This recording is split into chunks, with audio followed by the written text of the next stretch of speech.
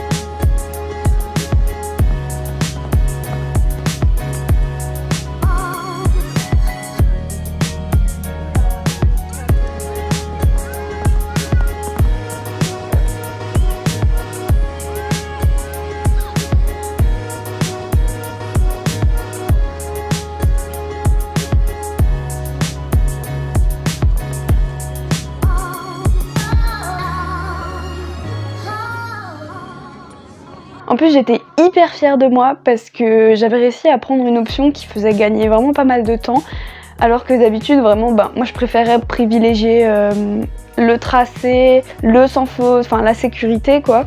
Et là j'ai réussi, donc j'étais vraiment hyper contente, même si bon on est bien d'accord que j'ai failli aller sauter le verre, mais voilà au dernier moment j'ai fait Very, tourne s'il te plaît, c'est ici, c'est pas le bon là.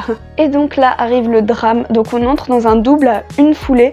Et moi à ce moment-là, tous mes doubles étaient plutôt bien passés en règle générale, donc je fais comme d'hab, je la laisse un peu faire.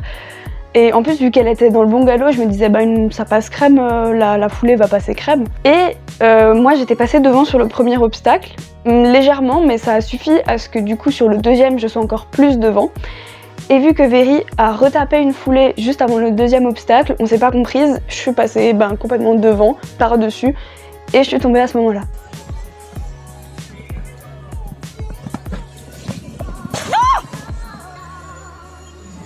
Ah, c'est le... C'est pas grave, arrête. Il faut savoir que c'était la première fois que je tombais en concours, donc j'étais vraiment hyper dégoûtée, mais quand je vous dis dégoûtée, c'est... En fait, je savais même pas que ce sentiment existait. Et donc, j'ai eu un gros trou noir à partir du moment où j'étais au-dessus de Very. en fait. Bah, je vais vous mettre la photo pour que vous compreniez. Donc de ce moment-là jusqu'à ce que je me retrouve devant le box de Very, j'avais aucun souvenir. Puisque, comme vous avez pu le voir à peu près, je suis tombée sur la tête directement, donc gros choc. Ma bombe, ça faisait longtemps que je l'avais, ça faisait peut-être 4 ou 5 ans, quelque chose comme ça, donc il était vraiment temps de la changer. Et donc gros trou noir, tout ce que je me souviens c'est que le photographe et qui a une agence de SAMU je crois est venu me voir en me disant ça va et tout, et je lui ai juste répondu en pleurant je suis dégoûtée, elle était trop bien. Donc voilà, le premier sentiment qui me vient à l'esprit moi c'est de dire je suis dégoûtée. Donc là je me retrouve devant le box et je me souviens vraiment plus de rien. Donc je vais quand même vous raconter ce qui s'est passé parce que entre temps la mémoire m'est revenue. Donc à partir de quand je suis tombée, donc le photographe est venu me voir me demander si ça allait. J'ai répondu oui, non, je sais pas trop en fait. Je me souvenais d'où est-ce qu'on était, de quelle date on était, de ce que j'étais en train de faire, etc. Mais juste voilà, gros trou noir. Voilà, un choc sur la tête en fait, tout simplement. Ma monitrice avait rattrapé Very en attendant, qui avait continué toute seule, et je suis dégoûtée parce que franchement si elle avait su lequel était le dernier, je suis sûre qu'elle serait allée sauter toute seule parce qu'elle était tellement à fond dedans. Je crois qu'elle a même pas remarqué que j'étais plus sur son dos en fait. Donc ma monitrice a récupéré Very, mes parents sont venus me voir, ils m'ont raccompagnée jusqu'au box. Là je m'assois, on me donne une poche de glace à mettre sur la tête, etc. Je sais plus si j'ai pleuré ou pas, mais j'étais vraiment très dégoûtée. Si j'avais mal à la tête, donc j'ai un petit peu pleuré. Et j'ai pleuré encore plus de dégoût, je crois. Vraiment j'étais... Ah, je m'en voulais à fond. Même que du coup, vu que ma monitrice était là, je lui avais dit première LP qu'on prend après le concours, c'est les doubles. Donc voilà, la journée se continue. Moi, vu que je suis toujours bénévole, quand il y a des concours, je termine ma journée en tant que bénévole. Voilà, je ramasse les barres, nanana. À la fin du concours, on range tout.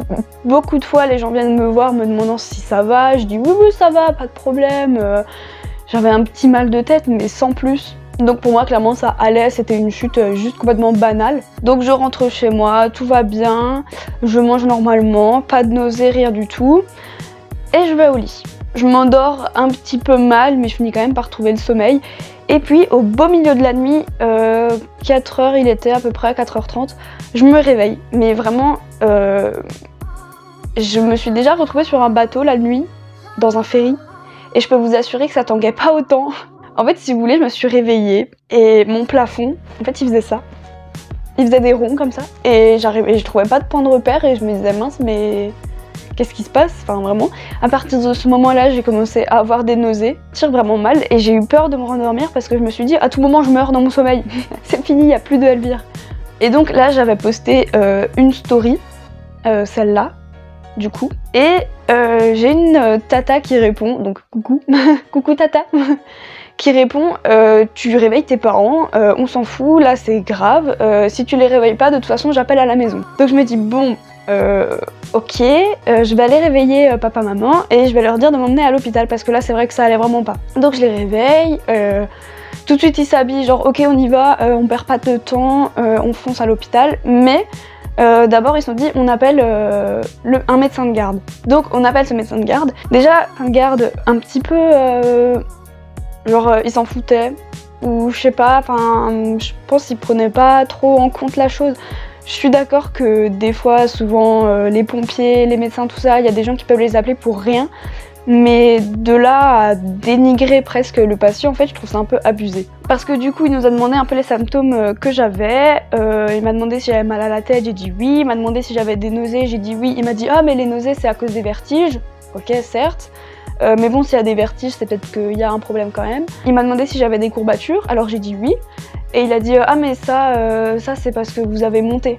Alors que oui, mais je monte presque tous les jours étant donné que je suis propriétaire, donc j'ai plus de courbatures maintenant à cause de la monte en soi. Bref, on ne prend pas compte de l'avis de ce médecin et on se dit ben tu vas te rendormir, demain matin on va à l'hôpital. Et donc le lendemain matin on va à l'hôpital et puis le médecin me pose voilà des questions générales, quelle date on est. Alors petite fun fact, je suis un peu ce genre de personne qui sait jamais trop quel jour on est. On me dit on est quel jour, je vais dire alors on est mi-septembre, mais je sais pas trop exactement. Là je sais qu'on est début janvier, mais alors est-ce qu'on est le 5, le 6, le 7 ?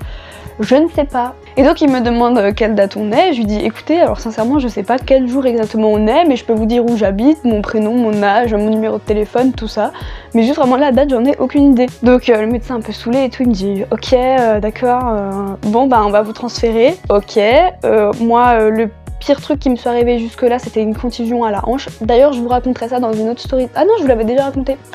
C'est vrai, je vous l'avais déjà raconté. Et donc du coup voilà, moi il m'était jamais arrivé rien de grave, jamais rien de cassé, enfin vraiment j'ai un corps lambda. Et donc là dans ma tête ça fait ok, ça veut dire qu'on va me faire une perf, ça veut dire qu'on va me transférer en ambulance, ça veut dire que je vais aller faire un scanner à Colmar, je sais pas où. Bref, un peu tout d'un coup, pas la panique parce que du coup j'étais bien encadrée et tout, mais je me dis ok, donc ma journée sera plus longue que prévu. Et donc à ce moment-là, il y a une infirmière qui est également cavalière dans mon club. Je fais coucou à Clara, coucou. Mais c'est incroyable le nombre de personnes à qui je fais coucou dans mes vidéos. Clara vraiment hyper gentille avec moi, elle m'a vachement rassurée. Et vu qu'on se connaissait, bah, on a pas mal discuté aussi. C'était vraiment, limite c'était cool comme moment. Franchement j'étais bien, j'étais dans mon lit attendant qu'on me fasse les perfs. Grâce à Clara aussi, je sais que j'ai des petites veines difficiles à trouver. Donc il y a une infirmière un peu plus expérimentée qui est venue pour me faire la perf, du coup dans le bras droit. Oui c'est ça. Oui c'est ça, dans le bras droit je crois. Et donc à partir de là, j'avais ma petite perf, j'attendais l'ambulance dans mon lit tranquillou. Et du coup voilà, on me transfère en ambulance, moi j'avais jamais pris l'ambulance. Honnêtement c'est cool de voyager couché, moi j'aime bien. Enfin j'aimais bien aimer ce moment parce que j'avais rien de très grave on va dire, enfin j'avais mal nulle part, je souffrais pas le martyre non plus. Ensuite donc j'arrive à l'hôpital, il m'explique qu'on va me faire un scanner, nanana, on me fait le scanner, les infirmières hyper gentille, hyper mignonne, qui me parle qu'il y en a une qui a une fille qui fait aussi du poney, mais qu'elle ça lui fait peur. Alors je lui dis mais vous êtes pas au bout de vos peurs parce qu'elle va vous en faire des chutes. Et l'autre il disait bah moi j'ai pas d'enfant, ça c'est fait. Enfin bref, vraiment hyper gentil les infirmières. Et donc après on me remet dans une salle d'attente et j'étais entourée de petites mamies trop mignonnes, mais vraiment moi j'aime bien les mamies. Donc les mamies viennent, les mamies partent et puis moi j'attendais. Et puis bah, un moment on m'apporte mes résultats. Mes résultats qui sont du coup là-dedans, que je vais vous montrer. Alors... Bah du coup je les avais pas rouverts depuis la dernière fois. Alors pourquoi j'ai une facture de vétérinaire? Vous m'expliquez pourquoi j'ai des factures de mon vétérinaire dans ma pochette spéciale chute. Et ah oui, donc là le compte rendu. Donc du coup évidemment vu que j'avais rien à faire et j'étais toute seule et que mes parents attendaient des nouvelles, j'ai ouvert le truc et j'ai lu du coup pour moi-même. Donc je vous avoue que j'ai pas tout compris, mais j'ai juste compris que tout allait bien, à part du coup un trauma crânien. Mais à ce qu'on m'a expliqué en fait un trauma crânien à partir du moment où tu tombes sur la tête, ben dans tous les cas t'auras un trauma crânien. Après voilà il sera plus ou moins important. Mais pourquoi ce pin s'y fait nimp? Donc il y a écrit chute à cheval avec traumatisme crânien et perte de connaissance hier, impact occipital, importante céphalée occipitale, examen neurologique sans particularité. Donc c'est là en fait où j'ai vu qu'il y avait écrit sans particularité, enfin rien de grave en gros. Je me suis dit ben c'est bon, ça va bien, je peux relâcher un peu la pression. Parce que des fois même si on pense que ça va bien, bah comme la veille par exemple, je pensais que ça allait très bien et en fait ben pas du tout. Et ensuite après voilà dans les résultats il y a écrit absence de lésion, absence de syndrome, cavité sinusienne libre et bien aérée. Donc tout allait bien, j'étais rassurée. D'ailleurs j'ai même le DVD du coup du scanner. Donc je vais le regarder un de ces quatre, je l'ai jamais regardé mais ce serait pas mal de le faire en fait, histoire de voir mon cerveau. Donc mine de rien, il était à peu près 13 h, le temps que le SAMU revienne me chercher pour faire le retour du coup en ambulance. Et donc je commence à chatter avec ma mère, je lui dis écoute là je commence à avoir faim, qu'est-ce qu'on mange et tout. Donc moi je lui dis subtilement que je mangerais bien un petit McDo. Et donc ensuite les ambulances viennent me chercher, ils me ramènent, j'appelle ma mère pour qu'elle vienne me chercher et... J'étais à la rue, voilà, on a fait tes examens, tu rentres chez toi, voilà. J'ai eu mon petit McDo, j'étais contente et j'ai eu... Au tout début, le médecin m'avait mis 1 jour de repos, enfin 1 jour d'arrêt maladie. Pourquoi? Alors qu'ils savent très bien les médecins que c'est au minimum 1 semaine un trauma crânien. Donc j'ai demandé à un médecin de me mettre plus de jours, donc il m'a augmenté de 3 jours. Enfin il m'a augmenté de 2 jours, ce qui faisait que du coup j'avais 3 jours d'arrêt, donc je me dis ok c'est déjà un peu mieux. Puis on verra après si j'ai besoin de retourner chez mon médecin traitant pour qu'il me remette des jours d'arrêt de travail. Et donc au 2e jour d'arrêt, moi je me dis mais ça ira jusqu'à demain, tranquille, je peux reprendre le boulot. Et bah en fait non. Ça faisait vraiment comme ça, genre en haut, en bas. Et donc heureusement mon médecin traitant m'a rallongé, du coup j'ai eu en tout 1 semaine d'arrêt. Et franchement c'est ce qu'il me fallait. Et même encore un peu après, des fois au boulot je me sentais pas très bien. Je leur avais expliqué la situation, donc ils étaient sympas avec moi. Il y a même un moment où j'avais dit là je peux plus, il me faut du repos. Donc il m'avait dit c'est pas grave, va en salle de repos, t'inquiète pas. Donc de ce côté-là tout le monde a été très gentil avec moi. La conclusion que je tire de cette chute, en fait, c'est que à partir du moment où on tombe, même si on n'a pas grand-chose, moi j'hésiterai plus jamais à aller aux urgences. Enfin, après, si j'ai rien du tout, là évidemment j'irai pas aux urgences, mais si je tombe sur la tête déjà, j'irai. Si j'ai un petit peu mal, bah, j'irai aussi, mais franchement faut pas hésiter à y aller parce que je pense qu'en étant prise en compte plus tôt, on aurait été rassuré plus tôt, j'aurais peut-être pas passé une si mauvaise nuit. Voilà, cette story time est terminée, j'espère qu'elle vous aura plu, j'espère que j'aurai réussi à être dynamique parce qu'on m'a déjà dit que dans les story time, il faut mettre des photos, il faut être actif parce que sinon les gens perdent assez vite le fil. Donc dites-moi si ça vous a plu et peut-être que du coup je ferai un épisode de Ciao les cavalos. Regardez-moi ça, genre c'est moi en fait, c'est mon cerveau. Donc ça si je me trompe pas c'est ma colonne vertébrale, voilà, elle est belle hein. C'est pas abusé de se dire que c'est moi.